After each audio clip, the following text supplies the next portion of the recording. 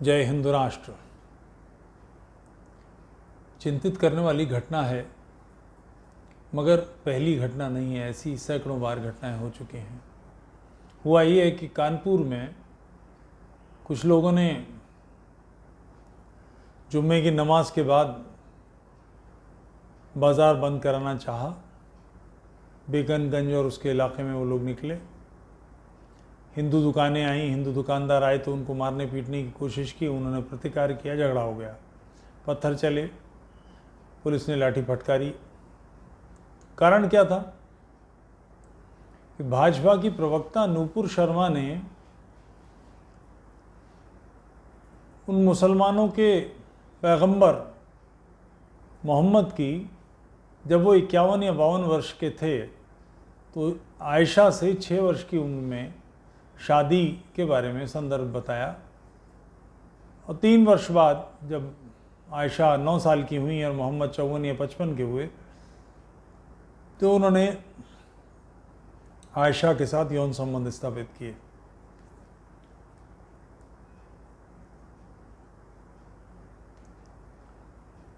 इसमें एक बात सोचने वाली है कि जो ये पत्थर चले, दुकानें बंद कराने की कोशिश की, वो क्यों की? नूपुर शर्मा भाजपा की प्रवक्ता हैं, उसके लिए ये जिम्मेदार हैं। इन्होंने बनाया गांव दुकानदारों ने प्रवक्ता। ये सारे दुकानदार भाजपा के लोग हैं, और भाजपा के हैं भी, तो आप उसकी किसी ऐसी बात से जिससे आप सहमत नहीं हैं या जिसे आप गलत समझते हैं, तो उसकी सज़ा इन लोगों को देंगे। बाज़ार बंद कराने का क्या मतलब है? गुंडागर्दी करना क्या? मैं कुछ साल पहले की घटना से संदर्भ लेना चाहूँगा। जम्मू में पाकिस्तान की तरफ से 3 आतंकवादी आए। उसमें एक शायद नावेद नाम था उसका, ऐसे कुछ नाम था। उन्होंने कुछ लोगों पर सीआरपीएफ के ट्रक पे गोली चलाई और कुछ काम किए। उसके बाद पाकिस्तान लौटना था। पाकिस्तान लौटने का रास्ता नहीं मालूम था, तो उन्होंने गांव के 3 लोगों को पकड़ लिया। उनमें 2 भाई थे। उन 3 लोगों से कि हमें सरहद तक, पाकिस्तान के बॉर्डर तक पहुंचाओ। ये तय था कि बॉर्डर तक पहुंचाने के बाद वो उनको मार देंगे। तो उसमें जो 2 भाई थे, उन्होंने वीरता की और उन पर झपट पड़े और उस नावेद को पकड़ लिया।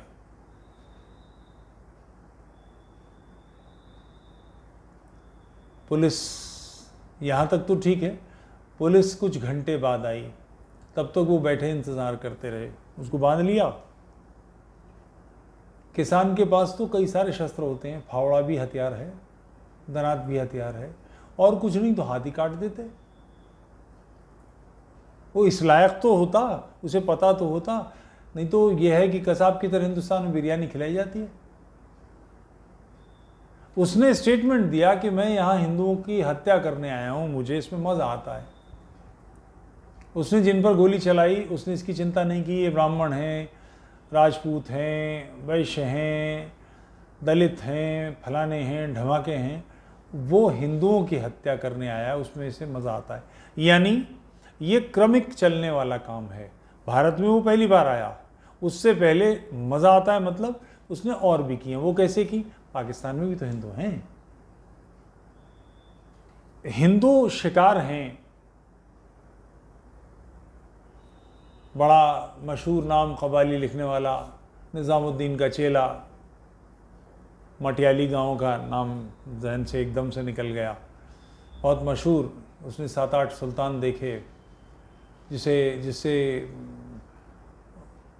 हिंदी बनाने का श्रेय जिसे दिया जाता है, उर्दू का श्रेय जिसे दिया जाता है, कव्वालियाँ, कहन मुकरनी वगैरह, पहेलियाँ, फला। अमीर खुसरो, इस सूअर के बच्चे की किताब पढ़ी है जो उसने भारतीय भाषा में नहीं लिखी। उसमें स्पष्ट लिखा है कि काफिर हमारे लिए हिरन की तरह है, हम शेर हैं, हमारा काम इनका शिकार करना है। वही मानसिकता नावेद की, वही मानसिकता कानपुर वालों की कि हिंदू शिकार हैं, अपना गुस्सा दिखाने के लिए इनका शिकार बनाना है। एक सामान्य बात, पिता गुस्से में घर आया, उसने माँ को डांट दिया, पत्नी को झाड़ दिया, पत्नी के बस का कुछ नहीं चला, उसने बेटे के थप्पड़ लगा दिए। बेटे के गुस्सा कैसे निकाले तो उसने छोटी बहन को कूट दिया। छोटी बहन गुस्सा किस पे निकाले तो उसने कुत्ते की लात मार दी या बिल्ली की लात मार दी। तो हमारी स्थिति उस पशु की तरह है जिस पर आखिरी गुस्सा नज़ला उतरता है। ऐसा कैसे, क्यों, ये क्यों हो रहा है? उसका कारण है कि हम सभ्य हैं, शिष्ट हैं। ये आतंकी विचारधारा सारे भारत में जितने लोग भी नमाज पढ़ते हैं, बहुत सारे नहीं पढ़ते, पढ़ते हैं ना, नमाज में एक रस्म होती है जिसमें एक उंगली उठाकर नमाज पढ़ने वाला शहादत देता है, गवाही देता है। इसे इसीलिए शहादत की उंगली कहा जाता है, गवाही की उंगली कहा जाता है कि अल्लाह एक है, उसमें कोई भी शरीक नहीं है और सारे अन्य जितने भी हैं वो सब झूठे खुदा हैं। आप ईसाई होंगे, आप पारसी होंगे, आप यहूदी होंगे, आप हिंदू होंगे, आप आर्य समाजी होंगे, आप सिख होंगे, आप बौद्ध होंगे, आप जैन होंगे, आप सब झूठे हैं, आप सब जहन्नम में जाएंगे। दिन में 5 बार ये बात कही जाती है। हमें आहत होने का हक नहीं है। हम आपके बारे में कोई बात नहीं कर सकते। क्यों? ये जानकारी जो नूपुर शर्मा की जिस बात से आपको एतराज़ है, ये लिखी कहाँ से, ये आई कहाँ से? अल्लाह एक है, मोहम्मद उसका पैगंबर है, कुरान उसकी किताब है, इसका सबूत क्या है? कुरान है, हदीस है। हदीस की ये बात सच है कि अल्लाह, मोहम्मद, कुरान, मेराज पर जाना, खच्चर पे बैठ के, वो जो भी जानवर था बुराक, उस पर बगैर ऑक्सीजन सिलेंडर के 7वें आसमान पर पहुँच जाना, सब सच है, वो प्रमाण है। और हदीस में ही ये बात है, ये प्रमाण नहीं है।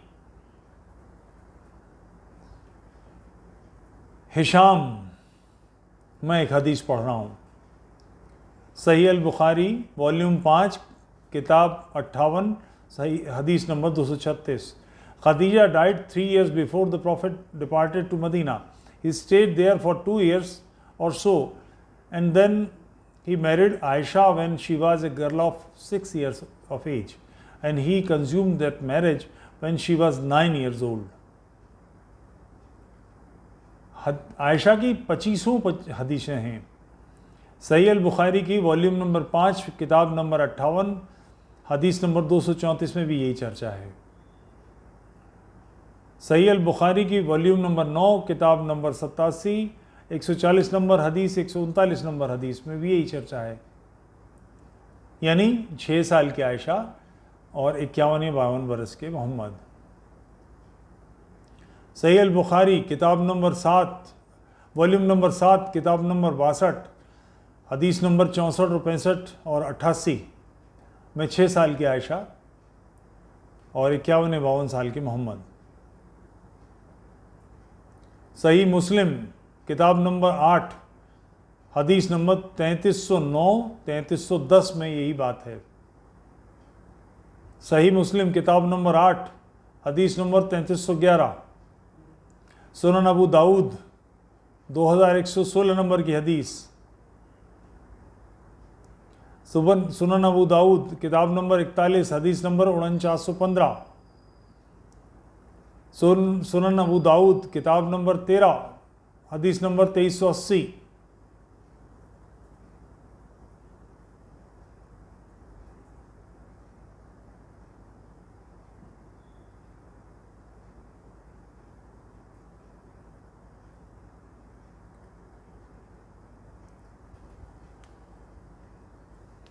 आप हदीस को गलत मानते हैं या हदीस में लिखी बातें कोई काफिर बता रहा है, इससे एतराज़ है। तकलीफ क्या है? अगर नूपुर शर्मा ने यह कहा तो नूपुर शर्मा ने कोई झूठ बोला। जो हदीस में है उसने उसे कोट किया, और वो कोई बहुत इस्लामी शास्त्रों की पढ़ी लिखी नहीं है।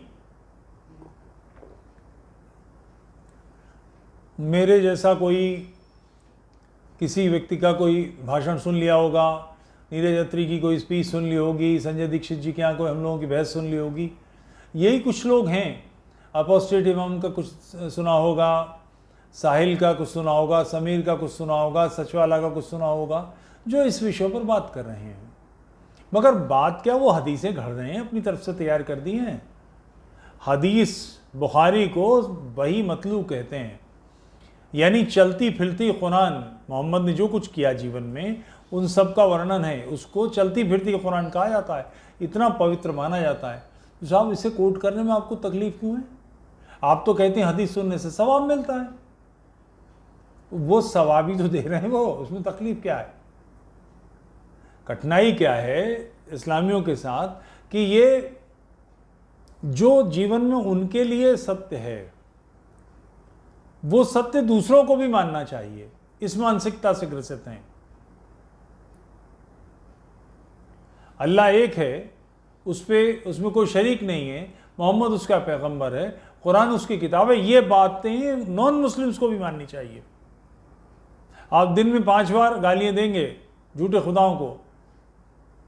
हमने तो कभी नहीं कहा कि भगवान शंकर की उपासना करो, शिवरात्रि बीतते ही,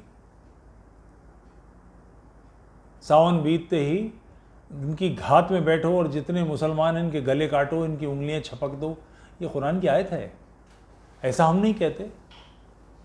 हम ये नहीं कहते कि खुदा झूठा है, अल्लाह झूठा है, मोहम्मद झूठा है, मोहम्मद ने ही कुरान को गढ़ा है, मोहम्मद की व्यक्तिगत आस्थाओं के लिए सारी बातें कुरान में आती हैं, ऐसा कैसे है? हम ऐसे सब कुछ नहीं कहते, हम सिर्फ अपनी बात कह रहे हैं, और वो इसलिए कह रहे हैं कि ये संदर्भ युक्त है, आप ही के संदर्भ में। हदीसें इंटरनेट पे किसने डाली हैं? मैंने, काफिरों ने, मुशरिकों ने, मुर्तदों ने, मौलिदों ने किया कि इसका काम है, तो इस पर एतराज़ क्यों है? इसका जवाब आप देंगे कि वो फलानी चीज़ वहाँ है और वो ब्रह्मा ने अपनी बेटी सरस्वती शादी की। इस बेहुदा झूठ पर लानत, ये गलत बात है। पुराणों में गुप्त काल में मिश्रण किया गया है, क्षेपक जोड़े गए, झूठ जोड़ा गया है, हम सब इसको रद्द करते हैं, इसका पक्ष नहीं लेते। आर्य समाज ने बहुत जमकर खंडन किया इन बातों का। आपको गलत लगता है, आप भी खंडन कीजिए, आप बताइए हदीसें गलत है, किसने रोका है? मगर आप उस पर आरूढ़ भी रहेंगे, आप इस हदीस को सही भी बताएंगे। दुनिया भर में ये सब काम होता है ना कि हदीसें सही हैं, गलत हैं, ज़ईफ़ हैं। आप इसे सही बताते हैं, दुरुस्त हदीस बताते हैं, और उसके बाद कोई कोट कर रहा है तो एतराज़ क्यों कर रहे हैं? और एतराज़ करने ही नहीं कर रहे, आप गुंडागर्दी दिखा रहे हैं, धमक दिखा रहे हैं, लोगों की दुकानें बंद कराने की कोशिश कर रहे हैं। अब मुझे बताएं, पुलिस के पास आपकी तशरीफ़ लाल करने के अलावा क्या इलाज है? क्या करें?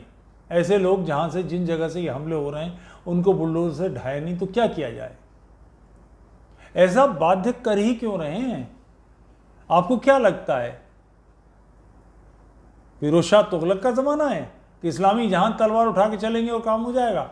लोग पीछे हटते चले जाएंगे, गर्दनें काटते जाएंगे, पिरामिड बनाएंगे सरों के, और हम बनने देंगे? मगर आप ये लगातार काम कर तो इसी इंटेंशन से रहे हैं। मानसिक रूप से भारतीय लोग जो भारत के हिंदुओं से ही कन्वर्ट हुए, वो अपने आप को उन अरबों से जोड़ रहे हैं जिन अरबों ने उनकी माँ बहनों के साथ अत्याचार किया था, जिन्होंने हमारे पर समाज की स्त्रियां उठाकर बेची। आप भ्रष्ट हुए, आपको ज़बरदस्ती गौमांस खिला के भ्रष्ट कर दिया गया, और आप उनकी पंगत में जाकर बैठ गए, आप उनके पक्ष से बात करेंगे।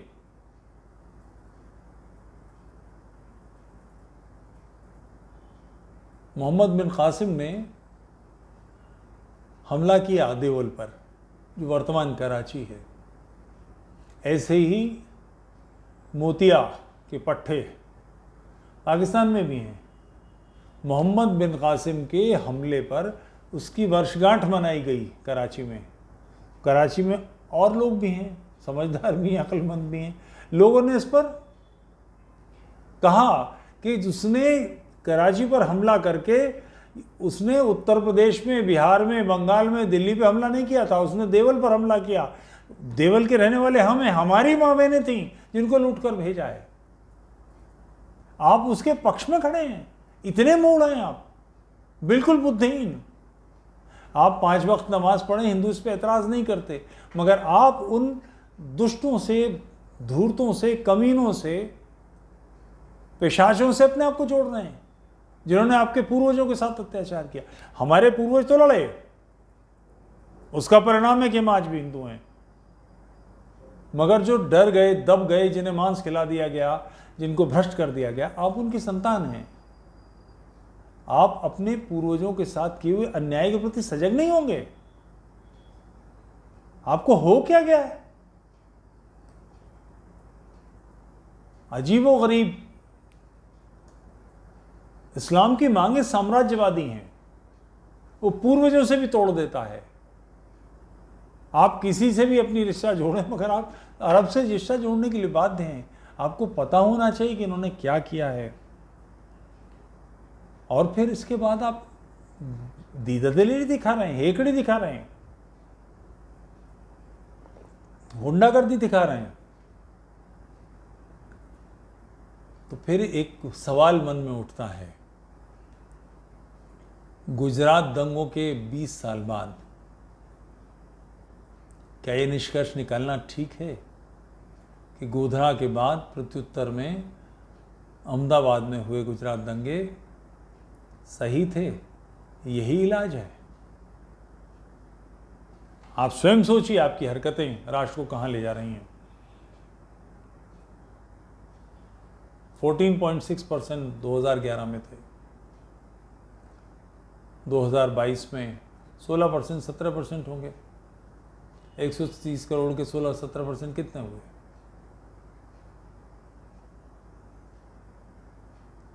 16 होते हैं 48, 16-4, 21 करोड़ के आसपास। सब ऐसे तैयार नहीं है। आप 21 करोड़ लोग को 100 करोड़ लोगों से भिड़ाने की तरफ ले जा रहे हैं। इन 100 करोड़ ने पलटकर मारना शुरू कर दिया, जवाब देना शुरू कर दिया। कोई पुलिस प्रशासन राज्य बचा सकेगा? ध्यान रहे, गुजरात के दंगे में पुलिस की गोली से मुसलमानों की अपेक्षा हिंदू ज़्यादा मारे गए, यानी पुलिस ने रोकने की पूरी कोशिश की। मगर जब सैलाब आता है ना, समाज खड़ा होता है, तो बड़े बड़े किले बांध सब बह जाते हैं। ऐसे दुष्टता करने के साथ साथ इस बात का ध्यान रखें कि लोग जवाब दे सकते हैं। और कानपुर ही नहीं, सारे समाज के लोगों से मैं पूछता हूँ, कानपुर में आपकी दुकानों पर हमला किया, थप्पड़ मारे, आपकी दुकान बंद कराने की कोशिश की, आपकी दुकान में कैश रखने का गल्ला है, सामान भरा हुआ है, आपके पास वहाँ 2 डंडे नहीं रह सकते, 2 हॉकी नहीं रह सकती, बेसबॉल के बैट नहीं रह सकते, एक घुमा के कान पे दिया, भेजा खोल दिया, ये आपसे नहीं होता। आप इसके लिए पुलिस का इंतजार करेंगे, अपने रक्षण की व्यवस्था नहीं कर सकते। लाठी से, बेसबॉल के बैट से, हॉकी से धारा 25 नहीं लगती। कुछ तो रखो, क्योंकि इस समाज को सुधारने का शायद यही विकल्प है।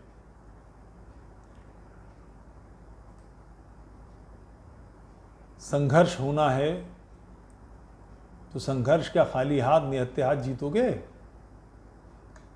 लोहा लेना है तो लोहा की व्यवस्था करो, दुकानों पर, घरों पर। यूट्यूब चैनल तुफैल चतुर्वेदी को लाइक कीजिए, सब्सक्राइब कीजिए, सपोर्ट कीजिए, मेंबरशिप लीजिए। और ध्यान रखिए, पौरुष का कोई विकल्प नहीं है, इसलिए वीर बनिए। आप पौरुषवान हैं तो स्वाभाविक है कि आप वीरता करेंगे।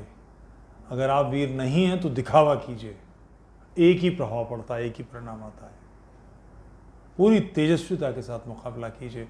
अंदर जो घटित हो रहा है होने दीजिए, बाहर पूरे एग्रेशन के साथ, पूरी वीरता के साथ सामने आइए। राष्ट्र के उत्थान का यही मार्ग है। जय हिंद राष्ट्र।